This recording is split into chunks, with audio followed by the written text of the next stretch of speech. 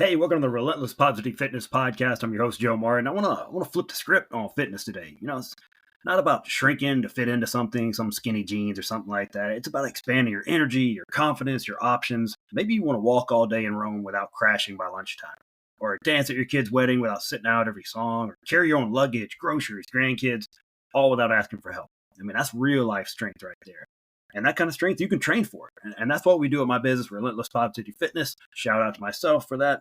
And I love getting texts from my clients who are in their 50s, 60s, 70s telling me that they were able to fully enjoy their vacation because they were so strong and full of energy. So if you want just a simple, straightforward plan, not easy, simple, here's how you get stronger for life. Strength train 2 to 3 times a week, squats, carries, step-ups, real-world type stuff. Walk daily. Walking gets a bad rep, but walking is excellent. Build up your endurance for your next trip, get your feet and your joints, all that ready for that. Speaking of your joints, practice mobility. Work on those hips and calves and ankles.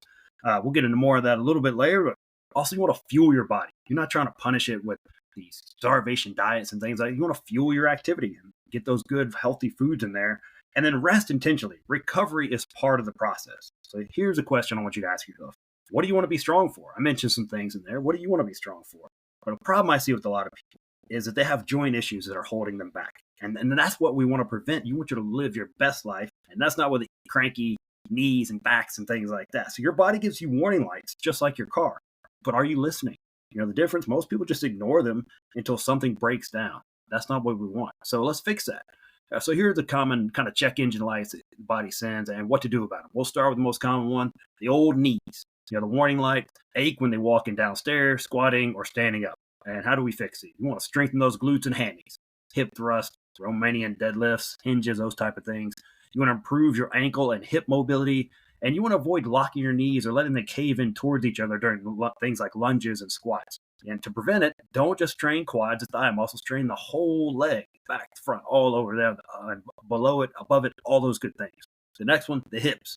The warning light for those is kind of that pinching feeling in the front of the hips and stiffness after sitting, and your lower back gets nice and tight and stiff after you've been doing work. So how do we fix that? Add the 90-90 hip mobility drill in there, get some glute activation with some things like clamshells, hip bridges, and you want to limit long stretches of sitting. Get up every at least 30 to 60 minutes.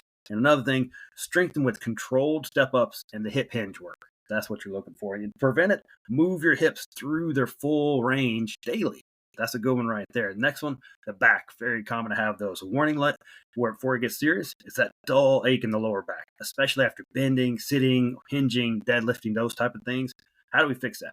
We've got to strengthen that core with some bird dogs, some dead bugs, some suitcase carries, and check your form on your hinges and squats. Are you bracing those abs? Are you getting those prepared right there? And you want to make sure you stretch those tight hip flexors and hamstrings. The top of your hips up there, when they get all tight, especially when you've been sitting too much, got to work on those. How do we prevent that? You want to make sure you train your core for stability, not just with crunches and things like that. Getting those stomach muscles functional. That's what we're looking for. And then the last one is the shoulders. The warning light with that is you feel that kind of, or you hear it sometimes too, that clicking noise it makes in there, the limited range overhead when you try to reach up, or pain during push-ups and shoulder presses. How do we fix that? You want to strengthen your upper back with rows, face pulls, band pull-aparts. Those are all excellent. Mobilize your thoracic spine.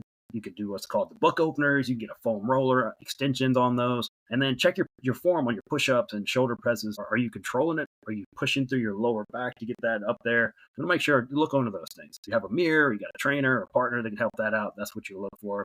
And a good way to prevent that is train your posture daily. Weak backs equals cranky shoulders. That's a little math formula right there. So if one of these lights is coming on for you, don't ignore it. All right, this is your body's giving you a sign before something goes wrong. It kind of give you a little heads up. Hey, we need to start working on these. So your body's not trying to slow you down. It's asking you to adjust it so it can keep you going even further. But it's got to get that adjustment first. Smart training is greater than constant pushing. As much as we all want to keep pushing and going forward, sometimes we got to slow down and fix these warning lights. If any of these sounded too much like fitness guy stuff, you can contact me. I can give you more an interpretation if you need that. But my main thing is, hey, think about what you want to train for in life, what your goals are, and then fix those warning lights before they become major issues like me trying to talk. So I hope you got something out of that. Hope you're having a great week, and we'll see you next time on the Relentless Positive Fitness Podcast.